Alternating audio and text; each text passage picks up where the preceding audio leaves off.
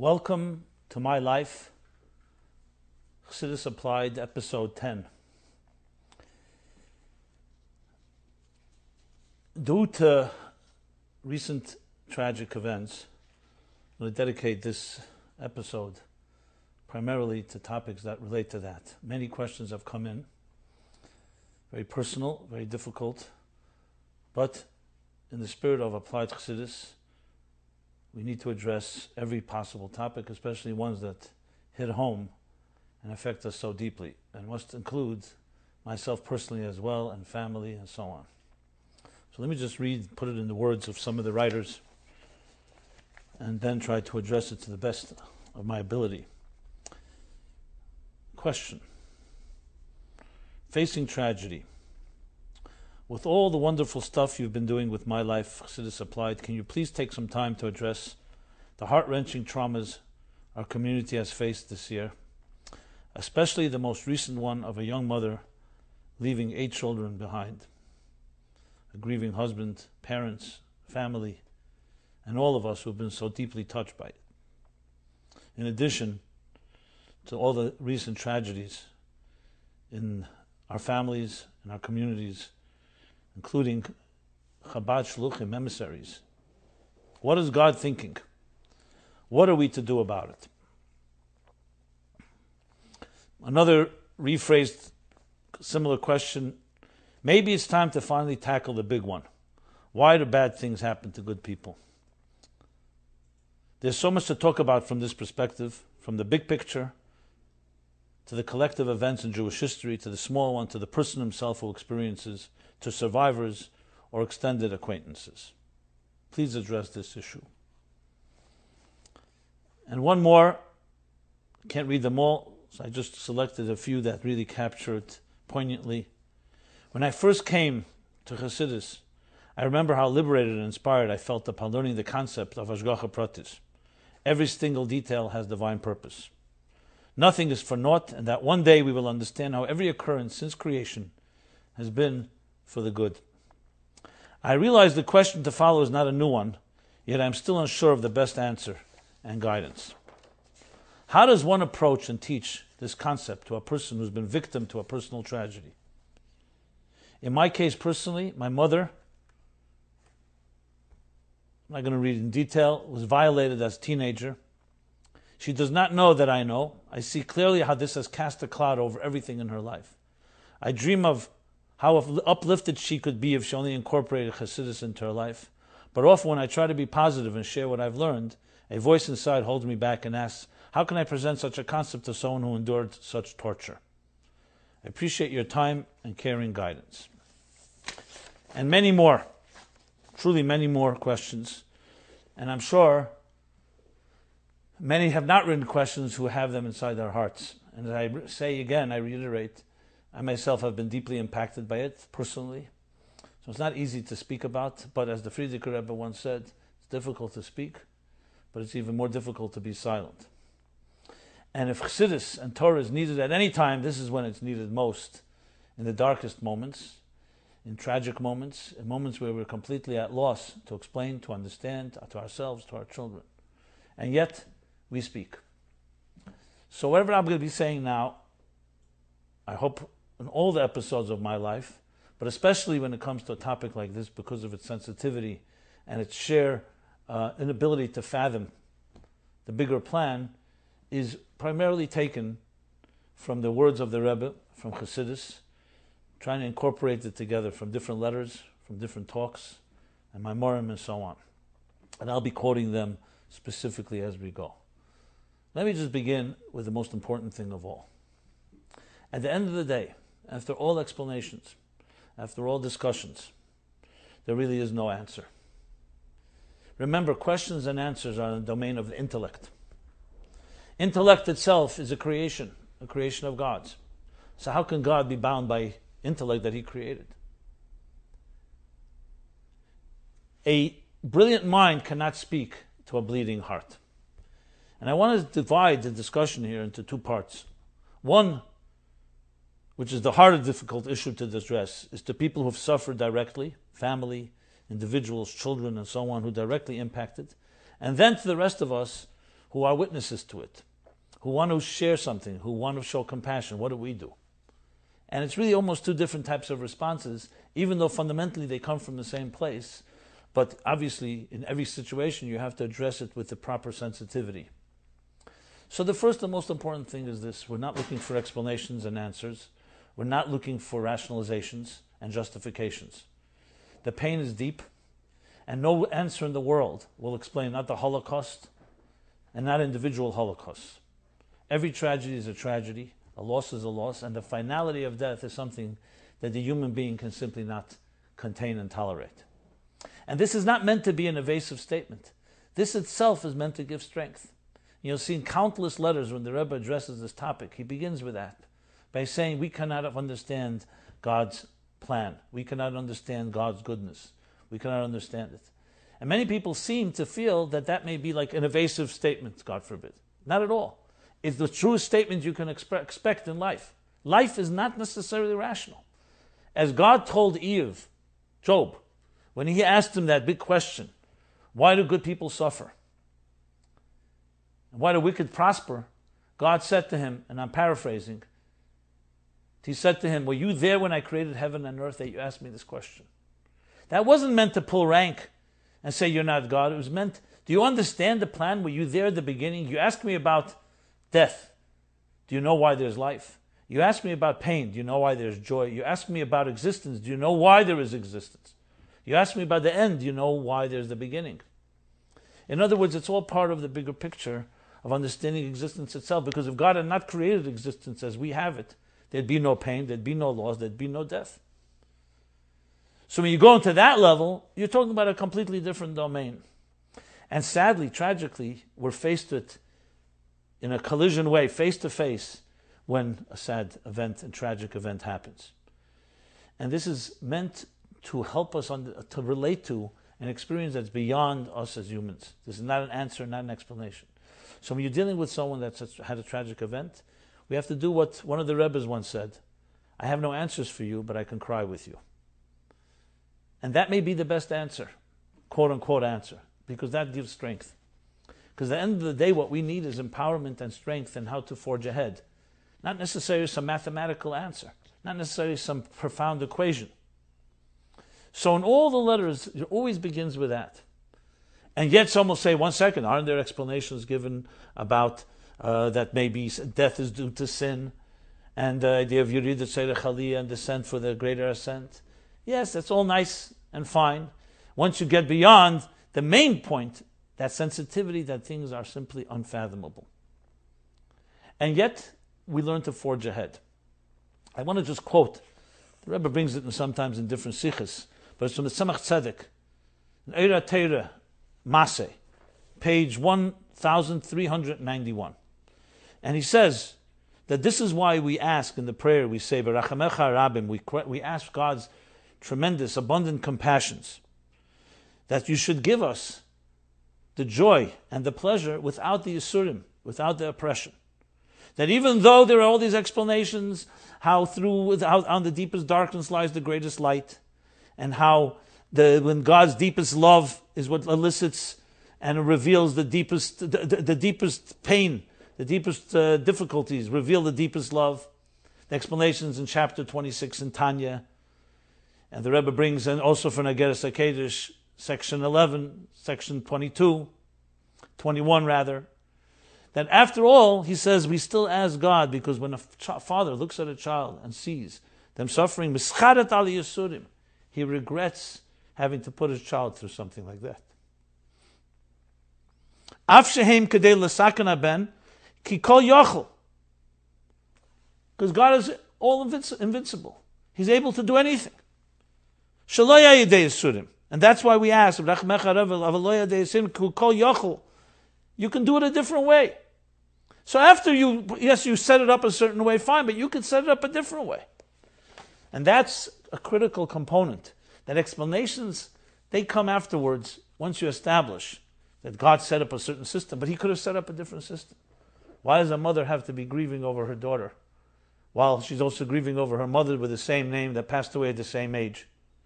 Why do 8 children have to be orphaned and now change the entire destiny of their life? For what? What did they do wrong? There's no answer to this question. And we have to simply accept that. And this doesn't mean we sit down and we ignore it. Because at the end of the day, think of it this way, using an analogy. There are three options.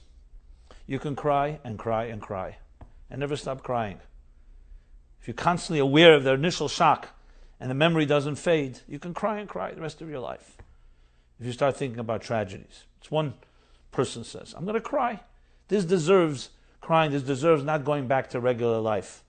That's one approach. Another person may argue denial. Time passes, move on, start building, do other things, distract yourself. The Jewish approach is interestingly the most paradoxical. It says both, cry and build. So in that letter that has become recently publicized, a letter written to the mother of the Nifteris, and I honored her by saying her name, Rasha, the daughter of Sarah and Chaimeir. May they have many healthy years and only simchas from their children and grandchildren and so on. So the Rebbe wrote her a letter in 1970, after the tragic passing of her mother at the age of 37, also by the name Rasha, on the second day of Sukkot. And the Rebbe wrote her a letter several months later in the month of Tevis, the 14th of Tevis. I want to just review this letter, and I want to quote a few others as well. And here the Rebbe deals with this paradox.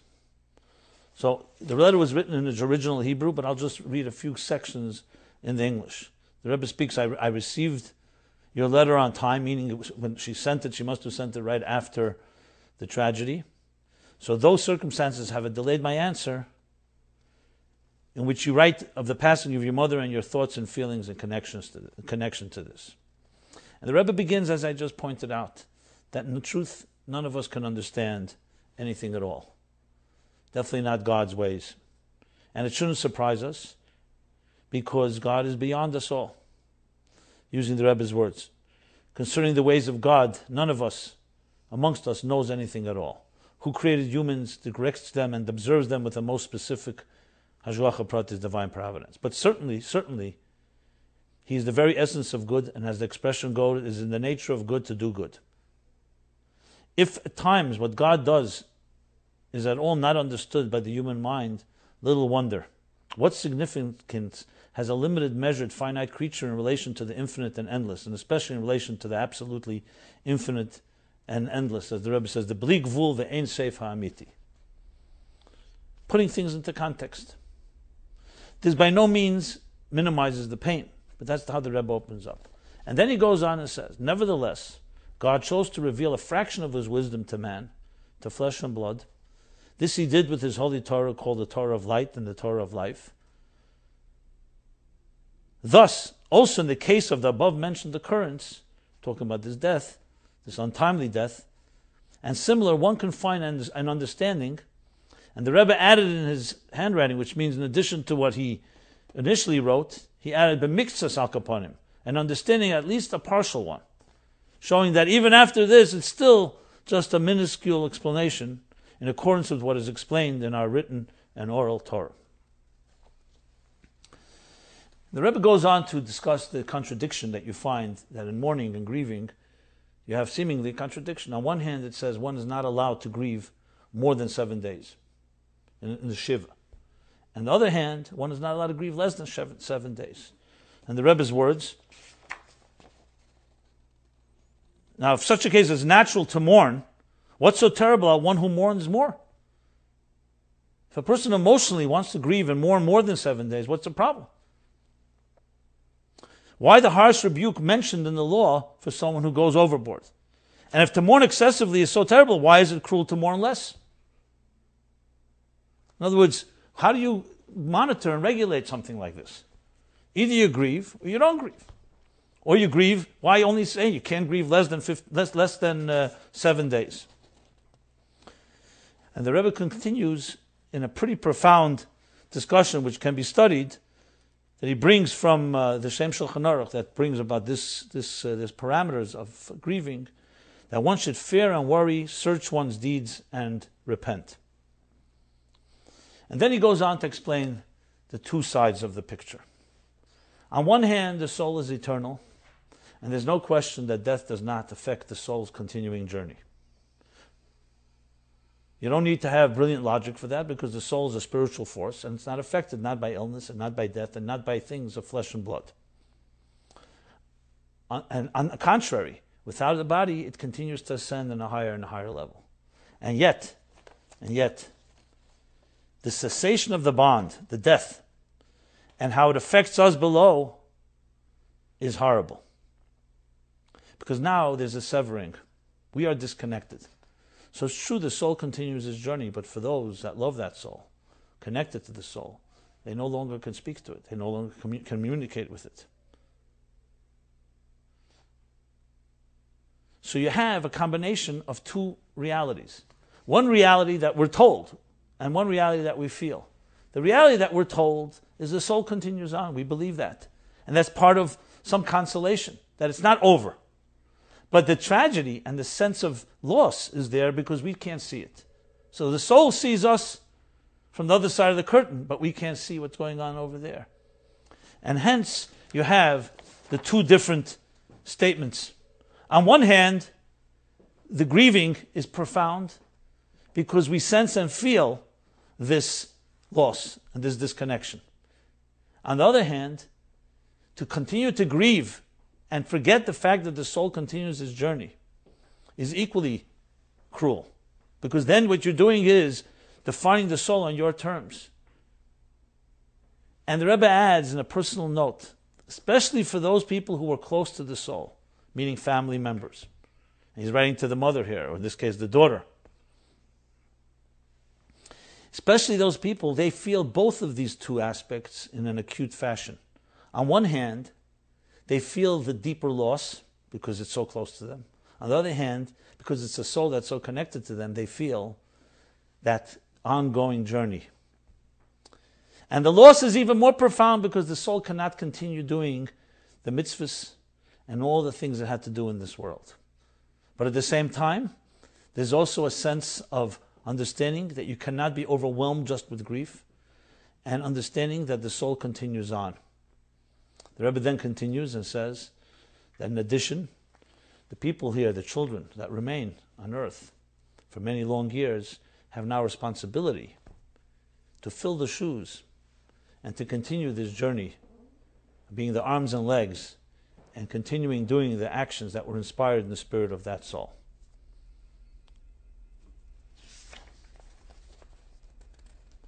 So what you have here is essentially a combination, and not a philosophical one, but a personal one, because the Rebbe himself was a living example of these two forms.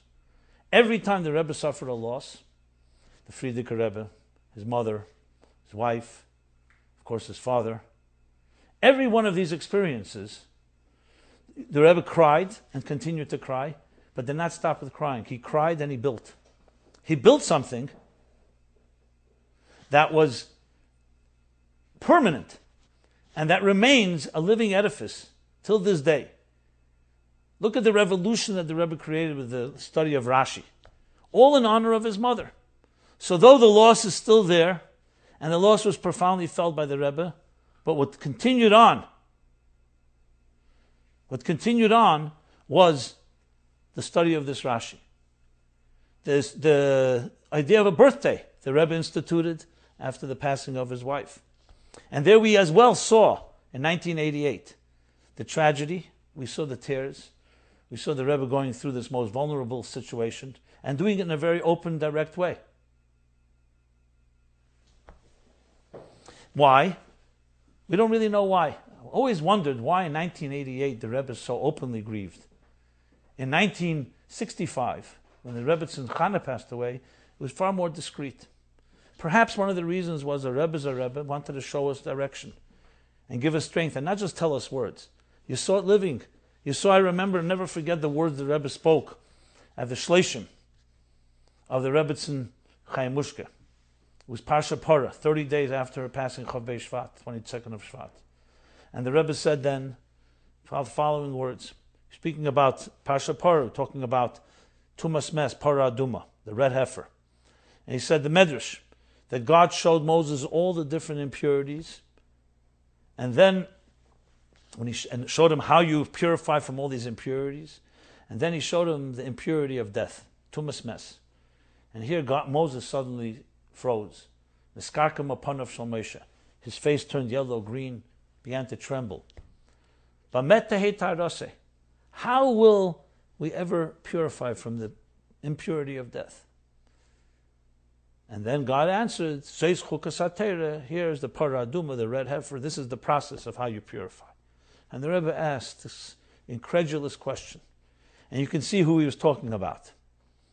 Not just the Moshe of that time. He said, Chachma de Gedusha, Moshe is Chachma of Atzilus, is the highest level of wisdom.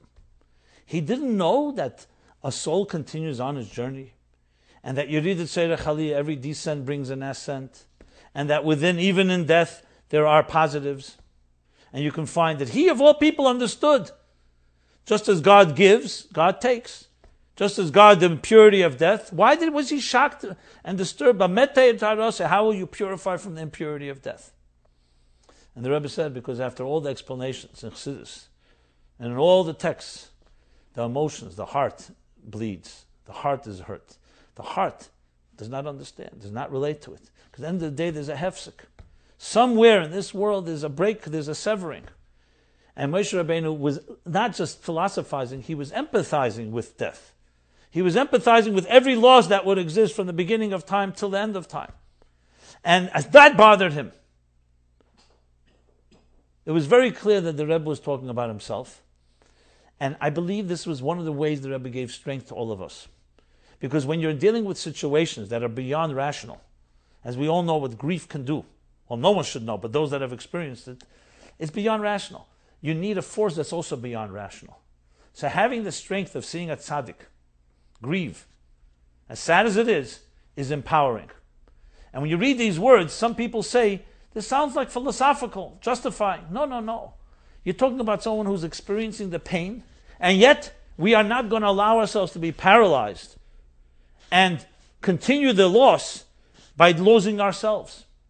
So while the Jews were burying their dead, and God forbid they didn't even bury their dead during the Holocaust, grieving over their dead, they were building with tears in their eyes. Because that's what we do. You cry and you build. And it sounds like a paradox, but that's life is a paradox. It's not about going into denial, and it's not about being overcome purely by grief. It's taking the grief and channeling it. You're angry, you're upset, you have questions on God, channeling it into a life that is better than ever, to a commitment to goodness and to kindness more than ever before, not to become cynical, and so on. It's a challenge, of course it's a challenge. But it would be a great shame, and a disgrace even, a desecration of a life that was lost prematurely, for us to also lose our lives in despair, in depression, in paralysis, and being immobilized and demoralized. The greatest honor we can do to a soul is to say, I don't understand, I don't know, I cry for you, but I take my tears and I will feed goodness and kindness in your spirit, things you've done, I will continue to perpetuate. It's not an answer, but it's a direction. And in an interesting way, it's an answer as well. It's not a rational answer, but it's the best answer we can give. And it's the Jewish answer why we're here today, despite all that we've suffered. This does not take away from the pain. This does not necessarily mean that should be said at a shiva call, this whole discussion I'm saying right now. But it's something we have to know in our hearts.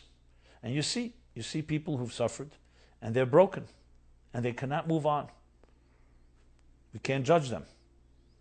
Yet, the best and possible response is one where we pick up the pieces with tears. We don't forget, but we channel it. That's what we do as Jews. I want to read another letter. Another letter where someone asked the Rebbe a similar question.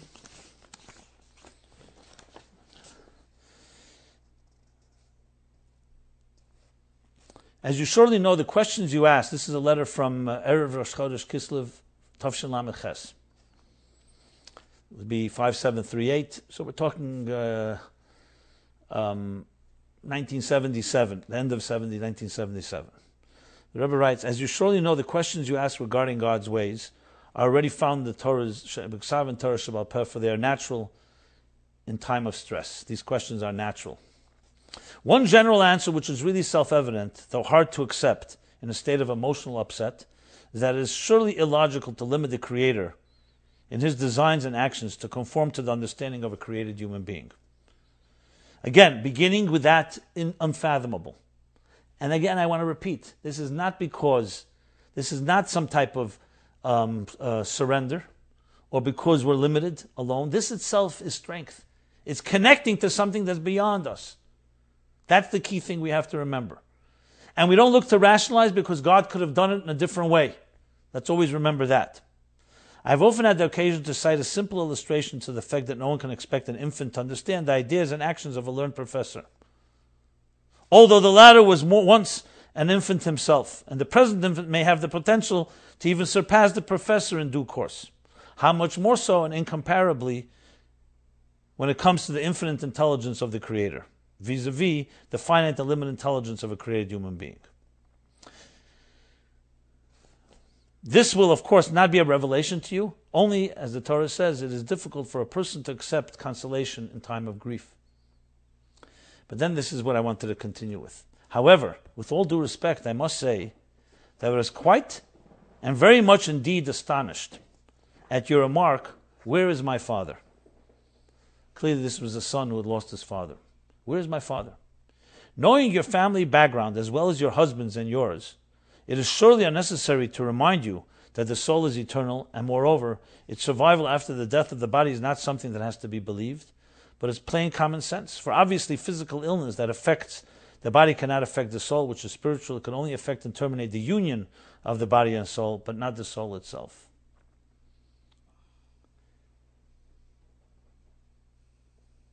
Now the Rebbe continues and says, what you need to focus on is how you connect to your father's soul in your life.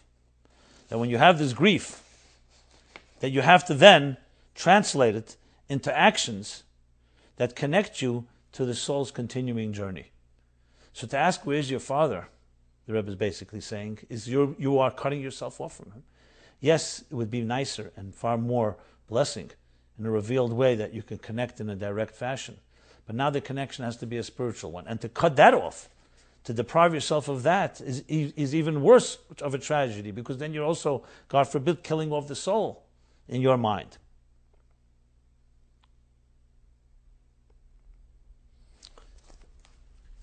But I want to touch upon something even more sensitive. And this is not intellectual as well. It's, again, addressing existence itself. At the end of the day, why Moshe Rabbeinu and why the Rebbe and why the greatest men and women cried over loss, even though they understood God better than we. You know, we could say we're simple human beings, finite human beings, and we just need to have a little solace, a little peace. Why should we have to suffer? But when you see these great men and women, the great tzaddikim, because at the end of the day, what they're crying over is the mere fact that there is death. Because let's be honest, from a Torah point of view, death is an aberration. It's an anomaly. Why should a soul and a body have to be separate? If you think of a cup of water, if there was no evaporation, should the water ever have to seep out of the cup? No need. So why should a soul ever have to leave the body? And a soul is far more than water. It's a divine energy. The answer is because Chet Tzadas. That's why it says in the Gemara that there are people, the only reason they died was because of Chet Tzadas. They had no sin of their own. But because that punctured, so to speak, the cup, it punctured the physical reality, not allowing it to be aligned and seamless with the divine and spiritual energy. And that's what we cry over. So of course we cry over the individual loss of a particular person. That goes without saying. But in the big scheme of things, that particular loss is a reflection of all losses. Which leads me to another letter where the Rebbe says, why do we console people? With Menachem, we console people. We say the words that you should be consoled together with the mourners of Zion and Jerusalem. What's the connection between the two? Because the loss of every human being is a reflection of the loss of the temple. It's a reflection of the loss of the divine. and it ultimately reflects a disconnect. Death itself is the greatest sin against God. It is the greatest challenge to God's unity. Soul and body are meant to be one. Physical and spiritual are meant to be one. Matter and spirit are meant to be one. Because Hashem Echad is oneness. Death signifies and symbolizes a severing, a duality. A soul in one place, a body in another. A body in the ground, God forbid, and a soul ascending on high. That is the greatest tragedy of all. And in every particular loss, that's what we feel and experience. And again, this doesn't minimize the personalization of it. Because you could say, how come we don't mention the name of the person? You should be consoled for the loss of your child, for the loss of your parent, for the loss of your husband, spouse. In Kaddish that we say, we again do not mention any names. So some skeptics say, what's going on here? Why is it depersonalized? Why don't you speak about the person? Why are you connecting it to events that happened in Zion, Jerusalem, thousands of years ago? In Kaddish, you're exalting God's name. Because if you limit it to the human being, then we're back to bring it down into our little box. And what do we know? Death wakes us up to a reality that is beyond our existence, beyond limited existence. And it also says, I need strength from a place that's far greater than just mortal strength. Of course, we would all love to be with our loved ones all the time. But when, God forbid, someone is taken from us, so it could bring you down to a place that is subhuman, where you get demoralized and depressed, as I mentioned, or it can lift you up to a place of the divine where you recognize there's a mystery to existence. All of existence and death captures the falsity of this world. Alma de Shikra. It captures the severing between spirit and matter and all that's wrong with existence. Now, why do we have to wait for death to remind ourselves? Because this world lives in its own delusion. As the Tzimtzum Arishan explains, as the Arizal explains with his concept of the great concealment, the concealment created an agnostic universe, and we could deceive ourselves into thinking everything is fine. Death suddenly wakes us up. And that's why, in that letter, as I said, from 1970, the Rebbe says, brings it from the Shulchan Aruch, Yifashprish b'maisav, look at yourself, do tshuva. This is not meant to say, look at yourself, your sin caused this death. That doesn't say anywhere. It means that death itself is connected to sin. It's connected to a broken world. So besides the fact that we do not want to betray a soul by just giving in to our own depression, to our own grief, to our own despair, there's another factor here. We want to mend that schism that has brought death into the world in the first place. So the best thing you can possibly do to reconnect to the soul in a body is to do your part to connect spirituality and material in this world through your mitzvahs, through your tshuva, through repairing the cup, to doing whatever you can do to connect again spirit and matter, which ultimately allows for the reconnection of soul and body. So when we speak about Chiyas HaMesim, we speak about the resurrection. It's not just meant to be, again, some unrealistic, they dream about resurrection. Someone once told me, they dream about resurrection. It's actually the natural state of affairs is that matter and spirit, body and soul, should be one, as I mentioned before. People ask often, where does the soul go to after death? The very question is based on a certain arrogant assumption. It's the assumption that I know where I am, where it's at, right here, and the soul, where does the soul go to? So I use somewhat of a humorous analogy. I don't know if it's appropriate in the circumstances, but I think it could be said. Imagine an imaginary dialogue between a refrigerator and electricity. And the refrigerator says to the electricity, where do you go when they pull the plug? And the electricity responds to the refrigerator, what kind of chutzpah, what nerve do you have? You're a little box, they just invented you 100, 200 years ago to refrigerate food. So you've learned to contain me, electricity, in a little box, to cool and keep your food fresh. And now you have the nerve to ask me, where do I go? Where'd you come from? You're a newcomer. I go back to where I always was, uncontained by boxes like you, to the place wherever energy is, outside of space, or in some more ethereal space, however you define it. That's where I go. Now apply that to ourselves. So we ask the little box with our myopic vision that barely can see the little world right around us. We ask the question, where does the soul go to? That's the idea. To recognize we're in a small little farm, we're in a small little box. It's an important box.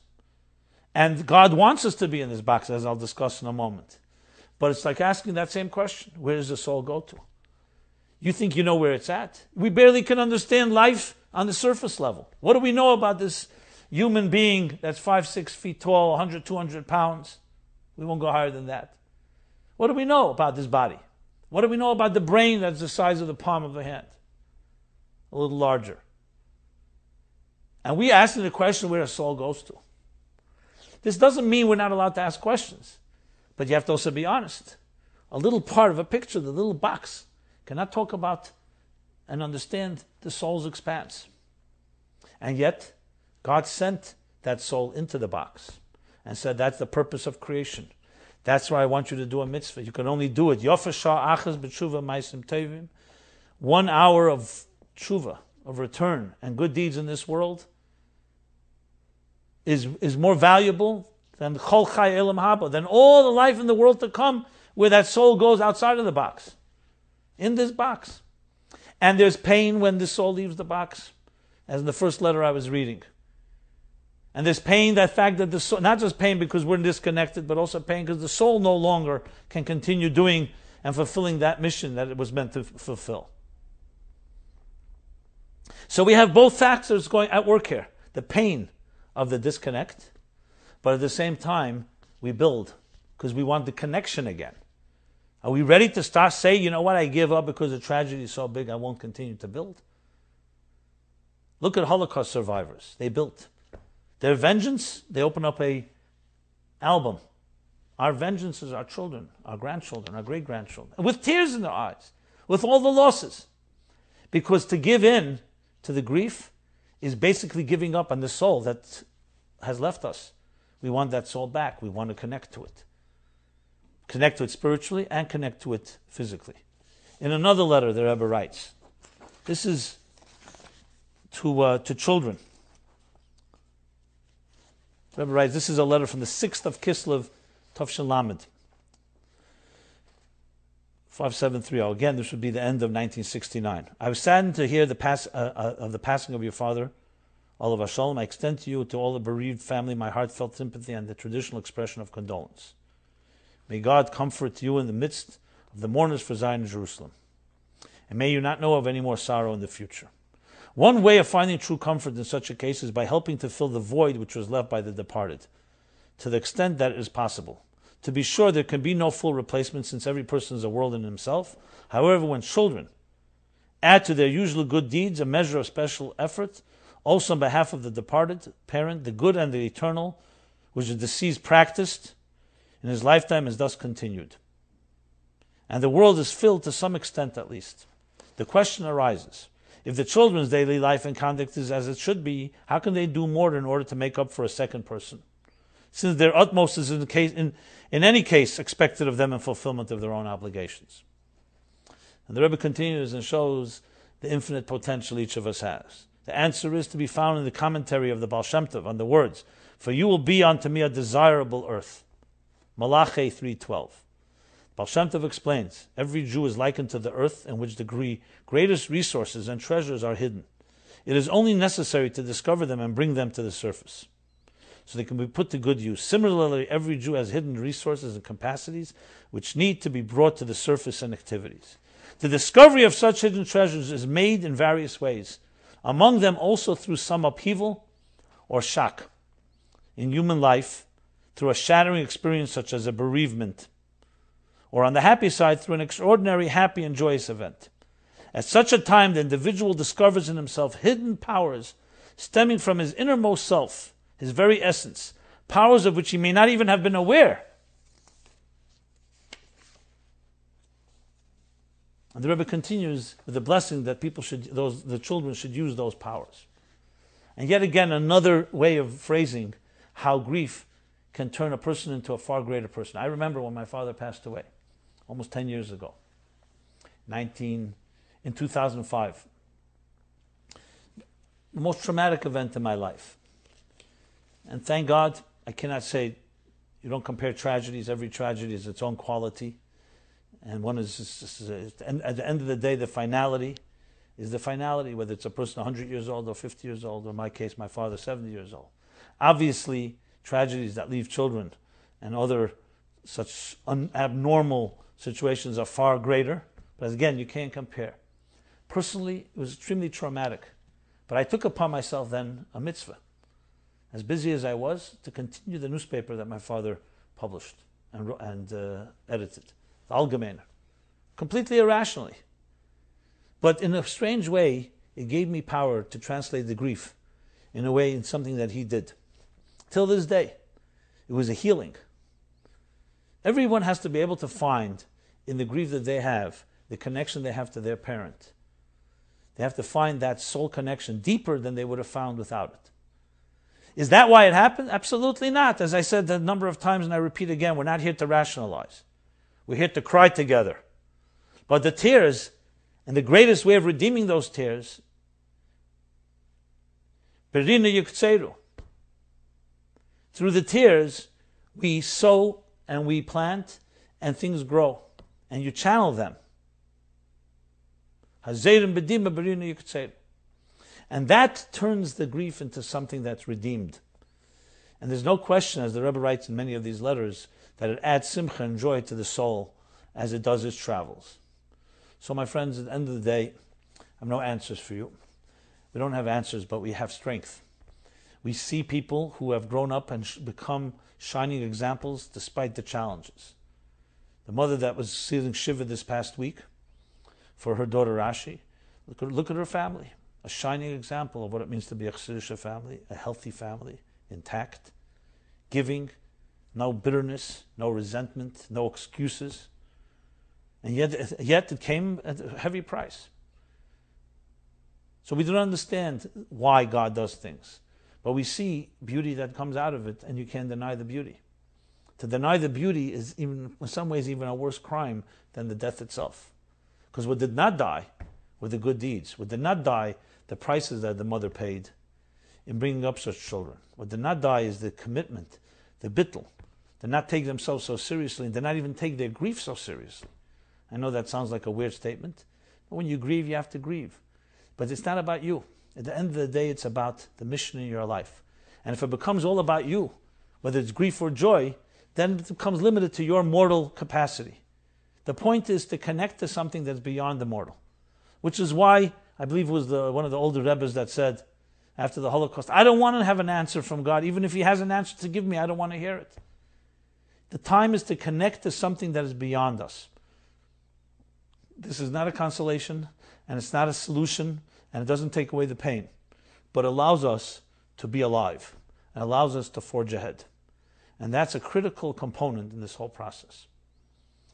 Now, what I've said till now is relevant to, I think, both people who are themselves grieving and the rest of us watching, but there's more to be said.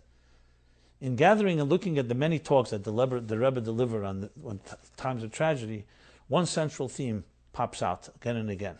And that theme is the theme of Achdus, unity. And in one place, the Rebbe actually explains why. I just mentioned death is the ultimate epitome and captures the tragedy of pirud, of separation of matter and spirit, body and soul. What is the best solution? Achdus, unity. I have no question, and I say it with the full, authority, at least with my full ability using these airwaves, that we have to create a revolution. If everything that's happened has touched us so deeply and has shaken us up, remember, time passes. The Rebbe writes in a year after Yud Shvat, he says the summer has passed, the winter has passed, the summer has gone, and as man, time does its thing. Time will pass, which in a way is a blessing because it means we can't continue living with the shock and the grief. But there's also a downside to it. We forget. We move on.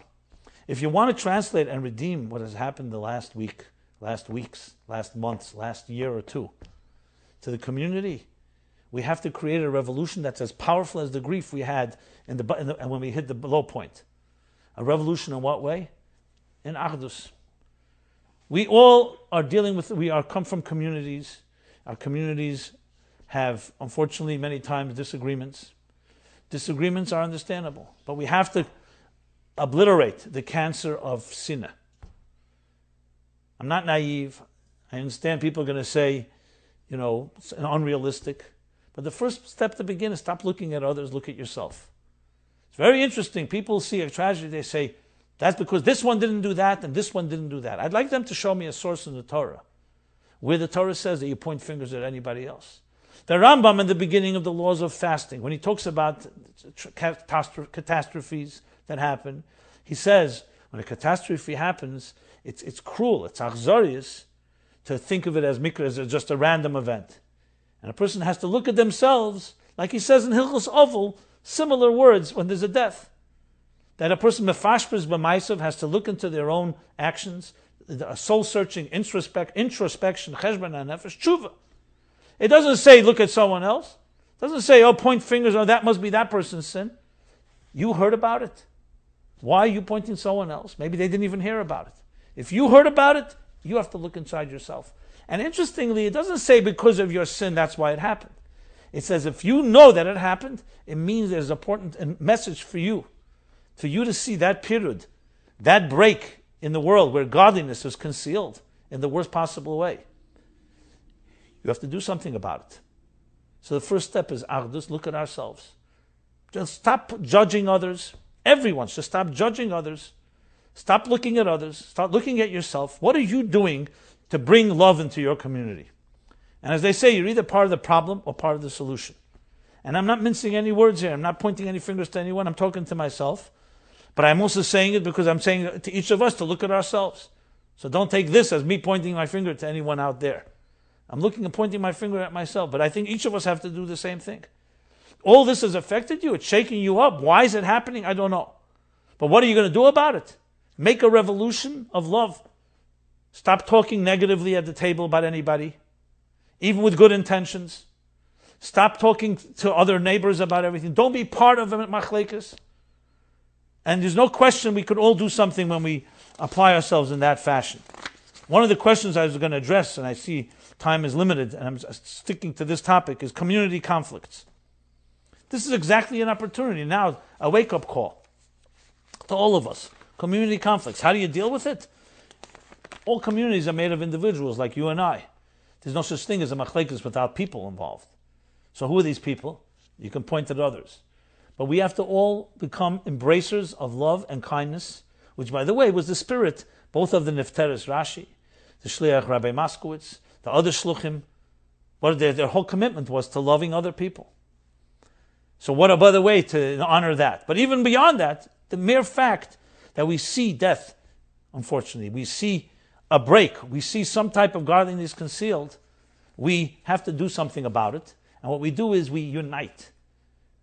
Stopping with the judgments and stopping with the condescensions and all the other insecurities where we dress up our own flaws, human flaws, in all kinds of holy garments. And everybody can fit the hat as they see fit.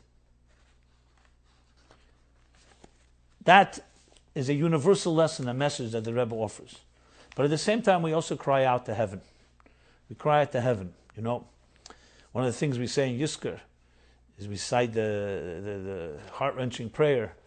How could God allow something like this to happen? Where the enemies of God will say, Ayeh Elokecha, where is your God?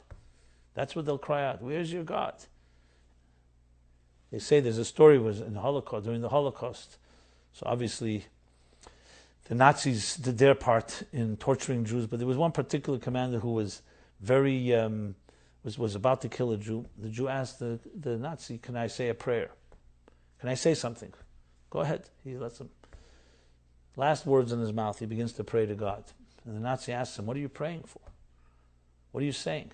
He says, "I'm thanking God." He says, "What are you thanking God? Look at you, you're a miserable wretch. You're about to be killed by me. Where's your God? He's not here to protect you." He says, "I'm thanking God for creating me not like you. For not creating me like you." Oh, it's an interesting take on things. Because at the end of the day, the soul of this Jew continues on. And he knew if it wouldn't be him, it'll be his children. If it not be his children, it'll be his grandchildren. But we cry out to God at the same time. How could you allow people who are cynics, feed them questions, innocent children, having to sit shiva for their mother, having to now build lives without a mother in their presence? And I go back to the words of the Rebbe himself, one of the sadder talks the Rebbe gave just 2 weeks before he had a stroke. The Sikha, the talk he gave on the 9th, ironically, is the night of 9th, 10th of Adar, which is the night when the Shlucha of Alpharetta, Rashi, passed away. 22 years ago, last week, a week ago, the Rebbe spoke. It was the end of the Shiva for Mrs. Lapine, who was tragically murdered in her own home here in Crown Heights. And the Rebbe began the words and said things that you don't usually hear. But I think it's important to take note as well. Because you see how the Rebbe speaks, and when the Rebbe speaks, even the sad words also give us strength in a strange way. And basically the Rebbe said that though it's not Peschim Bebracha, we don't open up with a blessing, it's Zman Grama. He starts speaking about a woman who gave her life, Kiddush Hashem, all that know the circumstances. She gave her life, not to be desecrated, and she gave her life. And the Rebbe speaks about the Mesiras Nefesh of a mother whose children will be asking, where's my mother? And one day they'll have to tell their children that we didn't have a mother, looking for their mother. And the Mesiras Nefesh of a mother is far greater of her own, is to give up her children to the care of others. There's nothing more terrible for a mother. And yet that's what she did. And the Rebbe said, so we have questions. How did such a thing happen, the Rebbe said? How did such a thing happen in a community where the Rebbe said, my father-in-law, the Bais Meshulish, which is the Bais of Teira, Avedi Milos Chasadim of the Frierdiker Rebbe. And we could add a Bais, not just 10 years of the Frierdiker Rebbe, but all the decades of the Rebbe's work here. How does such a thing happen? That's what the Rebbe said. And I said, I tried everything. I tried doubling Simcha. We should add 2 months of Simcha Adar. I tried everything. How did such a thing happen? And then the Rebbe said words that rarely were ever spoken by the Rebbe. He says, so what's going to help me? What's going to help you if I have with questions? Maybe there's some people here that know a little more than me. Maybe some people here that know a little less than me. But how is it going to help us all to have questions? And then the Rebbe stops himself. He starts saying, the ancient maybe, and then refuses to even try to rationalize it. And then he uses the words from Kehelis, chapter 5 in the beginning. Words, again, rarely used by the Rebbe, that better to keep words, dvarim mu'atim, better not to speak. God can take care of himself.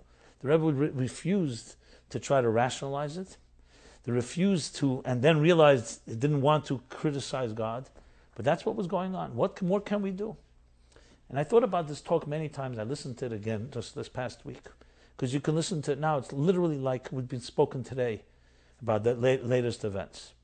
And it's a Rebbe speaking, the same Rebbe that gave us strength in Maimarim and Sichos through the years. So there's every word is measured, every word is divine. Because there is also the understanding that there are things that are simply not for us to understand. And asking a question and crying about it itself is also a statement. And the Rebbe said it, maybe only once, but there are times sometimes you have to acknowledge that we're vulnerable creatures and that we do not have answers. And we've tried everything possible. And that itself is a statement. And in a strange way, that can also give power. Because it's acknowledging the sheer absurdity of existence, the sheer absurdity of life, the sheer absurdity of Fifel Zashir. How much is a limit? Like the Tzemach Tzedek that I quoted before said, he's Kol Yachal at the end of the day, with all the explanations. Yes, it says in Tanya that in the Yisurim, in the oppression and in the death, and in the most negative things, there's deeper good. And it says in Perek chapter 26 in Tanya that when a person recognizes that, he can reveal it, and when Mashiach comes, you'll see that revealed good. In Igeres HaKedesh, he says that in one place he says that through showing that you do not succumb to it, and you continue to love God, you evoke loves God even today. But that too requires work. And then another place in Igeres HaKedesh 11, what I just said was from 21 Igeres HaKedesh, he says that it's an assignment, it's a test. And as soon as you show that you overcome the test, the good is revealed.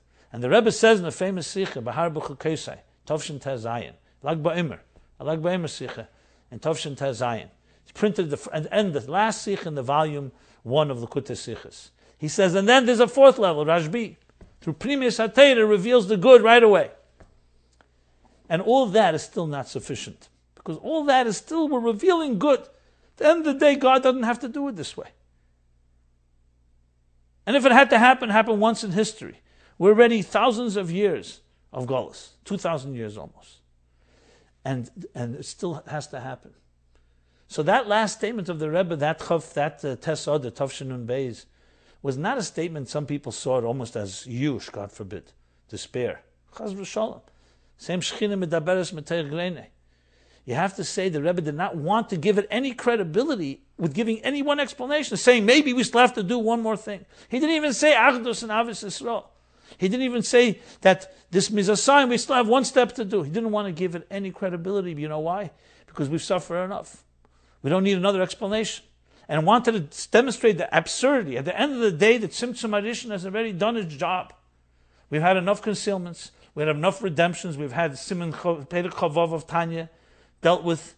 We've had Siman Yud Aleph, Siman Chaf Aleph, etc., etc. So the Rebbe didn't want to give any credibility. At some point, there has to be a protest and says it's a pure question, and we don't have an answer, and we're not looking. And that's why the Rebbe quoted the Koheles that to be careful to what we speak. Because the Rebbe was putting himself on the line in a way. If you look in Koheles, you know what it says there. God is in heaven, you're on earth. Be careful what you say about God. And yet the Rebbe quoted it, and at the same time, in a way, spoke to God in that fashion. 2 weeks later was the stroke. I'm not suggesting it's connected, but it's connected in one way. What lesson it leaves to us is, there comes a point where we already have redeemed all these darknesses. Now comes a point we are not ready to look for explanations. We're ready to say this is part of absurdity. Enough is enough. We do not understand. We have questions. And yet, we forge ahead. There's a talk that the Rebbe once delivered in the early 8 Mems. I don't recall exactly when it was. Someone knows when it was, please send me a note. Where the Rebbe spoke of the Medrash that when the temple was destroyed, and it was compared to God going like a Baal Holach l'Medina Sayam, a husband who abandoned his wife and went off on a trip, Medina Sayam. And that's Golus. God is concealed. And Medrash says when Mashiach comes, the wife, Knesset Israel, will still be waiting for God. And God will be shocked by the presence that his wife has waited for him almost 2,000 years. Who would wait after 2,000 years? But that's the loyalty. That's the dedication to goodness and to life. I don't know if one can say this, but in a way it's like a dedication in a more revealed way that Jews showed more revealed love to God. Sometimes how God reveals to us. Reveals. Obviously there's a hidden good. And the mere fact that we're here as a Jewish nation is the greatest chesed of God. And one should be very careful because no matter what we've gone through, we're still here to talk about it. But the Jews did their part. We remain maybe limping, wounded, scarred, but we're here to talk about it and to tell the tale. I know one thing. When you look in the talks of the Rebbe, especially the early years, Tafshin Yud, you hear the Rebbe crying at the end of Basiligani. You hear the Rebbe crying in the Sichos of the first years and then later as well, but especially those first years. You hear crying and building. You hear the essence of what Yiddishkeit is and what Chassidus is all about. We suffer greatly, but we have now become sufferers. We will refuse to become victims, even to our own despair, to our own grief. Our forging ahead through the tears is a sign of our resilience, of our strength. No matter what happens, nothing can kill us. Not our spirits, not our willpower. Yes, the Nisayon is great. It's a great test because it weakens us. It challenges our faith. It challenges so many different parts of us. It makes it very easy for the Yetzer Hara to come and say, be cynical, be apathetic. What difference does it make? Look, great people are being taken. But it also allows us to shine because crisis and difficult times bring out the worst in people and bring out the best in people. And if we really want to create a revolution, if we really want to redeem all this, we have to create a revolution that makes it to say, I can't say it was worth it, but you can say, at least I'm doing something that is as powerful as the negative. And that's what ultimately what it comes down to. We should not allow ourselves to betray not our souls, not the souls of the great people, men and women that have been taken from us recently, and that we can be able to say to them and to us and to our children, here's what we did in time of crisis. We cried, we picked ourselves up, and we continued to build. And we built something greater with the grief than we did without the grief. And that's not what we were waiting for. It's not an explanation. It's how we move forward in times like this. This is a summation, to the best of my ability, at least in this hour, to capture some of the Rebbe spirit and the Chassidus in general, Torah overall, of how we deal with challenges of this nature, crisis, grief, tragedy. Above all, I want to conclude with saying a bracha to anyone who has suffered, that God should fulfill the void in more abundance than ever. And like he says in the Eira Torah, he should have rachmanis on the children that have Yisurim, because he's a kol yochel. It doesn't have to be that way. It could be without the Yisurim. It could be without the pain. Let him give us the light without the darkness. At the same time, we will not lie down and die from it. We will not allow ourselves to create a second death, a second Holocaust, a second tragedy. We'll take our lives and we'll build, and that itself becomes a keli, a container for the greatest blessings. And God should give many healthy and long years to children, to parents, to husband, to spouses, to all of those that have in any way lost it, whether it's a parent, a child, a spouse, a friend, a mentor. We all have different connections to these individuals. And of course this goes not just for those that we know, but for those that are suffering right now that we're not aware of. Because at the end of the day, every death is a break. Every one is a schism. Every one is a reflection, a reminder of the great schism of the big Tzimtzum Arishan that brought death in the first place. And we're looking to do everything possible to repair those last cracks, so then we can be reunited with these souls, with the souls of the great tzaddikim, the Rebbe himself, all the great chassidim, all the prices they've paid will be redeemed, and we will be able to say, Eitcha Hashem ke'anaftabi, that we acknowledge God for even the oppression. Not that we're justifying it, but we ultimately can acknowledge it because at the end of the day, when it all is redeemed and everything is reunited once again into a union of body and soul on this earth, in some way we can celebrate in ways that we would never have been able to celebrate. People live forever. It's a great thing. But imagine reuniting with people that you've missed for a long time. The reunion can be even more celebration than if you had them all the time, which we often take for granted. But we shouldn't have to rely on these type of challenges.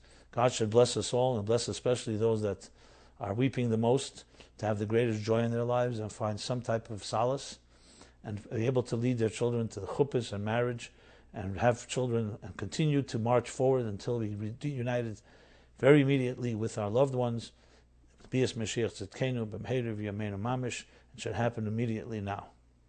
Thank you. You've been listening to My Life, Chassidus Applied, episode 10. Next week, Sunday, 8 p.m., will be the next episode, episode 11. Thank you for listening.